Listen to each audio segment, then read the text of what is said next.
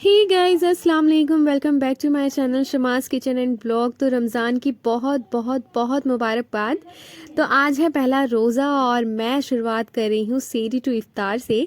तो आज मैं आपको ये भी दिखाऊंगी कि जितनी भी चीज़ें मैंने फ्रीज़ करी थी उनसे मुझे कितनी ज़्यादा हेल्प हो गई है, मेरा टाइम कितना बच रहा है और कोई भी चीज़ बासी नहीं होती है, सारी चीज़ें बिल्कुल फ्रेश रहती हैं। तो लास्ट वाले व्लॉग में मैंने दिखाया था कि मैंने सारी चीज़ें फ्रीज़ कैसे करी हैं, तो इस वाले व्लॉग में मैं उन्हें रीयूज़ करके दिखाऊंगी। ठीक है। तो यहाँ पे ये देखिए, मैंने परांठे भी फ्रीज करके रखे हुए थे। तो सेरी का टाइम हो गया है तो मैंने 3 परांठे निकाल लिए हैं, क्योंकि पापा को शुगर की प्रॉब्लम है तो इसलिए वो मीठा चावल वगैरह नहीं खाते हैं। तो हमने अपने लिए तो सवई बनाई थी, तो मैं दिखाऊंगी अभी।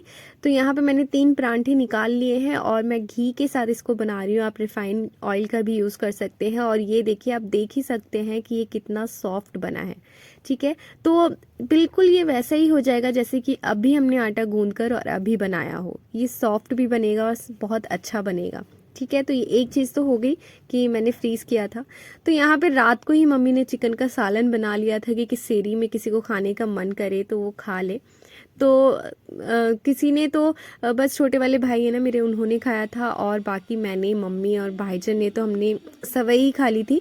तो इन दोनों चीज़ों की ना मैं वीडियो नहीं शूट कर पाई क्योंकि मैं उस टाइम थोड़ी बिजी थी, इसलिए। तो ये मम्मी ने सवई भी बना दिया था साथ साथ सालन के साथ। और ये इतनी टेस्टी बनी थी ना, रात को इसलिए बना लिया था क्योंकि सवई जो है ना, सवई हो खीर हो, हमारे घर में ना ठंडी सबको अच्छी लगती है, इसीलिए। और यहाँ पे पापा के लिए दलिया भी बना के रख दिया था कि सेरी के टाइम पे पापा दलिया खा लेंगे, फीका दलिया खाते हैं। तो अब सेरी का वक्त हो गया था तो हम लोग यहाँ पे देखिए सवई खा रहे हैं और एक तरफ चाय वगैरह भी रखा हुआ है। तो अब देखिए, सुबह हो चुकी थी और आमना जैनब को सबसे पहले मैंने तैयार कर दिया। पहले रोज़े वाले दिन सब तैयार होके घूमने चले गए और मम्मी यहाँ पे चूरा भून रही थी, तो ये तो बहुत ज़रूरी होता है। और फिर उसके बाद पकौड़ियों का सामान, जैसे कि दाल है यहाँ पे, उसमें लाल मिर्च, हल्दी, अजवाइन, ये सारी चीज़ें जो होती है नॉर्मली, वो सारी चीज़ें। और प्याज भी मम्मी कट कर रही हैं। अच्छा, तो मम्मी को ना यहाँ पे जो पकौड़ियाँ होती हैं ना, वो प्याज वाले ज़्यादा पसंद है। और दूसरी साइड मैं आ गई थी यहाँ पे चने बनाने के लिए। तो उसके लिए भी वो मैंने फ्रीज़ करके रख दिया था, आप लोगों ने देखा ही था। तो अब क्या करूँगी मैं, हल्का सा मैंने इसमें प्याज डाला और उसको हल्का सा ना गलाना है, बस, ज़्यादा कुछ नहीं करना है। उसके बाद जैसे ही वो हल्का सा गल जाएगा तो उसके अंदर मैंने 2 टमाटर छोटे छोटे क्यूब्स में कट कर दिए थे, क्यूब्स बोल रही हूँ, छोटे छोटे से पीसेस में कट कर दिए थे। उसके साथ ही मैंने यहाँ पे आधा चम्मच जो है हल्दी डाल दिया है। ज़्यादा चीज़ें नहीं डालनी थी मुझे, नॉर्मली रखना था और बहुत टेस्टी बना था ये। और 1 चम्मच मैंने इसमें लाल मिर्च का पाउडर डाल दिया है। तो तीखा आप अपने हिसाब से कर लीजिएगा और नमक स्वाद के अनुसार डालना है। तो नमक मैंने चने में भी डाला था जब इसे बॉईल किया था, तो इसीलिए इस हिसाब से डालूंगी। तो यहाँ पे भी जो चने का मैं यूज़ कर रही हूँ ना, वो भी मैंने फ्रीज़ करके रखा हुआ था। देखा, यहाँ पे इतना ईजी हो गया था, नहीं तो और दिनों में क्या होता था कि जब चना बनाओ ना तो हमें इतनी जल्दी चढ़ा के रखना पड़ता था, फिर सीटी लगने का वेट, फिर उससे भुनने का वेट। तो ये सारी चीज़ें ना कम हो गई थी, तो थकावट जो है ना वो बहुत कम हो गई थी। तो टाइम बहुत बच गया था, हमारा इबादत करने का टाइम हमें बहुत ज़्यादा मिल गया था। अच्छा, उसी चने को मिला के मैंने लो फ्लेम पे 10 से 12 मिनट के लिए छोड़ दिया था, ताकि चना जो 20% हमारा 20 या 10% रह गया होगा ना, वो गल जाएगा। तो यहाँ पे ये देखिए, मैंने जो चपली कबाब बनाए थे ना, मैं उसे भी निकाल लिया मैंने 4 पीस। और यहाँ पे फ्रीज किया हुआ था ये भी। अब इसे मैं बनाने लग गई हूँ, इसे मैंने ऑयल के अंदर डाला है और इसे मैं अब बना रही हूँ। तो ये भी देखिए कितना इजी हो गया। अगर मैं ऐसे बनाने जाती ना तो पूरा दिन ही मेरा, पहला रमज़ान जो था ना मेरा, वो सारा काम में ही निकल जाता और मुझे इबादत का बिल्कुल भी टाइम नहीं मिलता है। क्योंकि पहली इफ्तार जो होती है वो हर कोई चाहता है कि ज़्यादा से ज़्यादा हम चीज़ें बनाएं।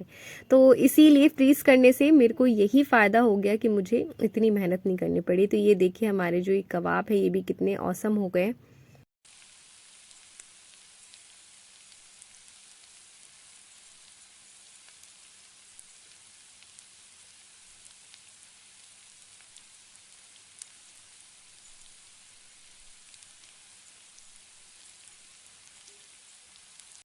तो मीडियम टू हाई फ्लेम पे ना मैंने इसे फ्राई कर लिया और इतने ज़्यादा ये टेस्टी बने थे ना, बहुत ही बेहतरीन बने थे, इतना मज़ा आया था ना कि बस मैंने इसे दोबारा से सेरी में भी पापा के लिए एक पीस निकाला और उसे फ्राई कर दिया, ताकि पापा बोल रहे थे कि हमें तो सालन की ज़रूरत ही नहीं है, हम सारा खाना ना इसी से खा लेंगे, रोटी वगैरह सब तो पापा के लिए मैंने अलग से फिर से उस टाइम पे कर दिया था। बच्चों को भी इतना पसंद आया था ना, तो यही फ़ायदा हो जाता है जब हम फ्रीज़ करके रख देते हैं ना रमज़ानों में, तो हमें बहुत ज़्यादा सहूलियत मिल जाती है काम करने में। और रमज़ानों में तो ऐसे ही इतना सारा काम होता है ना कि बस मत ही पूछिए, टाइम तो यूं ही निकल जाता है। तो ये मेरे 4 कबाब जो है वो बन गए थे। फिर मैंने उसी ऑयल में जो गोला कबाब बनाकर जो मैंने फ्रीज़ करा था ना, मैंने उसे भी 4 पीस निकाला और उसे भी मैंने इसी ऑयल में फ्राई कर लिया मीडियम टू हाई फ्लेम पे। और ये फटाफट से मेरी ये सारी चीज़ें जो है ये हो गई। अगर मैं उन्हें उसी दिन करती ना तो बिल्कुल भी मेरे पास वक्त नहीं होता, मैं इतना शूट भी नहीं कर पाती, क्योंकि पहले रमज़ान वाले दिन ना बहुत ज़्यादा काम बढ़ जाता है। उस दिन सब ये चाहते हैं कि अच्छी अच्छी चीज़ें बने। वो तो अच्छा हुआ कि मैंने पहले से ही फ्रीज़ कर लिया था, तो यही हमें ना फ़ायदा हो जाता है। हम आम दिनों में भी ऐसे कर सकते हैं तो हमें थोड़ा सा आराम मिल जाएगा, क्योंकि हम लेडीज़ों के पास बहुत सारे काम होते हैं, बहुत ही ज़्यादा काम होते हैं।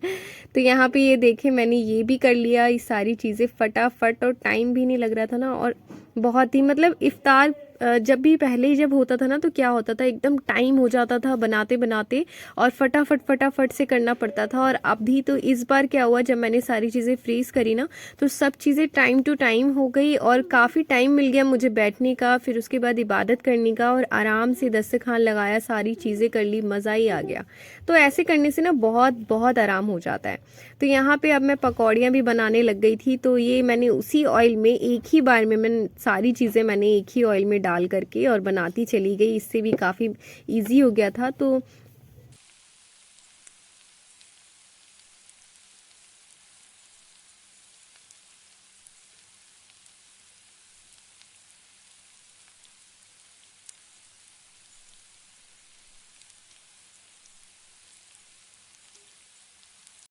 यहाँ पे जो है ना, मेरी पकौड़ियाँ भी बनकर तैयार हो गए थे बहुत अच्छे से। तो ये देखिए, बहुत क्रिस्पी होते, सारी चीज़ें माशाल्लाह बहुत अच्छी बनी थी। अच्छा, हम जब ऐसे ये सारी चीज़ें बनाते हैं ना आम दिनों में, तो इतना स्वाद नहीं आता, लेकिन रमज़ान में जब ये सारी चीज़ें बनाते हैं ना, तो उसका अलग ही स्वाद आता है। और माशाल्लाह से जितनी भी चीज़ें मैंने कल बनाई ना इफ्तार में, वो सारी चीज़ें बहुत ही बेहतरीन बनी थी और सबको बहुत पसंद आई थी। सब बड़ी तारीफ़ें कर रहे थे, तो बहुत खुशी होती है जब ऐसा कुछ होता है। तो ये मेरे बड़े वाले भाई जो है ना, वो चिप्स वगैरह ले आए थे कि ज़ैनब आमना अगर कुछ ना खाए तो उन बच्चों के लिए ये बहुत ज़रूरी हो जाता है। ऐसे तो मैं बनाती नहीं, क्योंकि मुझे बिल्कुल भी पसंद नहीं आती ये सारी चीज़ें, लेकिन फिर भी भाईजान ले आए तो आमना ज़ैनब के लिए मैंने बना दिया।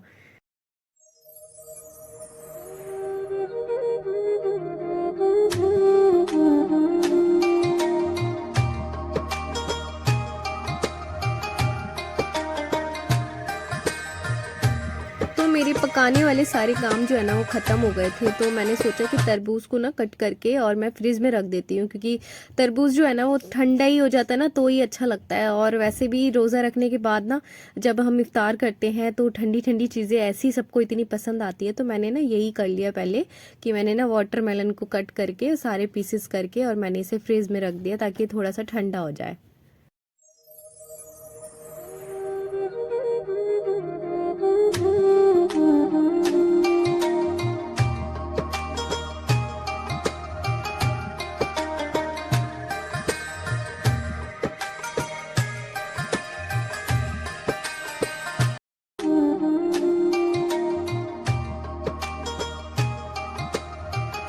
तो यहाँ पे भाईजान ने कहा कि चलो रुअफ़ज़ा भी बना लेना, थोड़ा शरबत वगैरह भी पी लेंगे तो अच्छा लगेगा। तो यहाँ पे मैं रुअफ़ज़ा बनाने लग गई थी। तो चीनी मैंने घोल कर रख दिया था, फिर उसके बाद मैंने उसमें रुअफ़ज़ा डाला और सारी बाकी दूध वगैरह डाल के पीना किसी किसी को अच्छा लगता है, किसी को नहीं, तो इसलिए मैंने दूध नहीं डाला था, पानी वाला ही रुअफ़ज़ा बना लिया था, क्योंकि किसी को पसंद आता है, किसी को नहीं आता है, इसीलिए।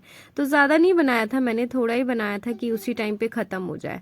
तो यहाँ पे मेरा रुअफ़ज़ा भी बन गया था। तो अभी ये नॉर्मल पानी का ही था, लेकिन अब इफ्तार से कुछ टाइम पहले ही मैंने इसमें आइस क्यूब डाल दिया था ताकि ये ठंडे हो जाए। अच्छा, आइस क्यूब को भी ना मैंने जिप लॉक बैग में फ्रीज़ करके रख लिया था। कई बार क्या होता है कि हम चीज़ें तो बना लेते हैं, लेकिन क्या होता है कि फिर पता चलता है लास्ट में कि हमने तो आइस क्यूब जमाए नहीं थे, उसके बाद जो बेड़ा गर्क होता है ना पता नहीं। तो इसी वजह से ना आइस क्यूब भी पहले से ही जिप लॉक बैग में जमा करके ना रख लिए थे, ताकि एंड वक्त पे ये सारी चीज़ें ना ही हो तो ही अच्छा है।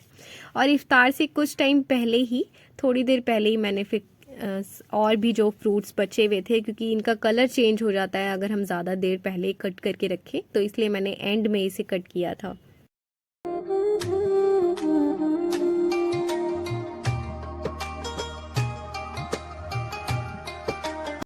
तो फाइनली सारे फ्रूट्स वगैरह सब चीज़ें कट हो गई थी और इफ्तार का टाइम भी हो गया था, और ये देखिए हमारा दस्तरखान बिल्कुल सज कर तैयार है।